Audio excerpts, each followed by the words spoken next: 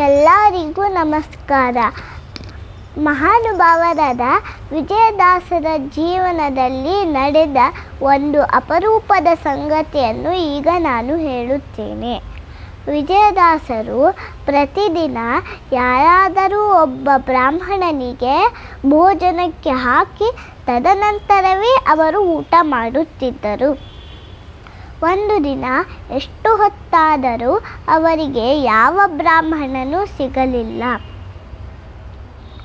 ಆಗ ಹೊರಗೆ ಆಟ ಆಡುತ್ತಿರುವ ಅವರ ಮಗನಿಗೆ ಯಾರಾದರೂ ಬ್ರಾಹ್ಮಣರು ಸಿಕ್ಕರೆ ಒಳಗೆ ಕರೆದುಕೊಂಡು ಬಾ ಎಂದು ಹೇಳಿ ಒಳಗೆ ಹೋದರು.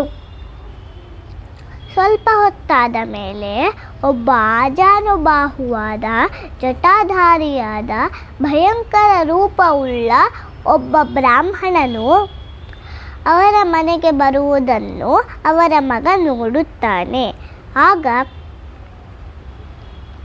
ಅಮ್ಮ ಗುಮ್ಮ ಬಂದಿದೆ, ಬಾಗಿಲ ಮುಚ್ಚು, ಅಮ್ಮ ಗುಮ್ಮ ಬಂದಿದೆ, ಬಾಗಿಲ ಮುಚ್ಚು ಎಂದು ಕಿರಿಚುತ್ತಾ ಗಾಬರಿಗೊಂಡು ಒಳಗೆ ಓಡಿ ಹೋಗುತ್ತಾನೆ.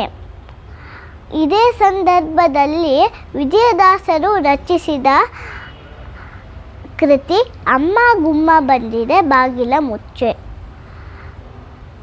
ಆ ವಿಚಿತ್ರ ರೂಪವುಳ್ಳ ಬ್ರಾಹ್ಮಣನೇ ಬೇರೆ ಯಾರೂ ಅಲ್ಲ, ಅವರೇ ಸಾಕ್ಷಾತ್ ರುದ್ರದೇವರು.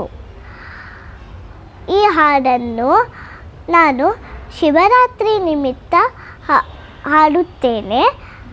ಮುಂದಿನ ವಿಡಿಯೋದಲ್ಲಿ ಕೇಳಿ.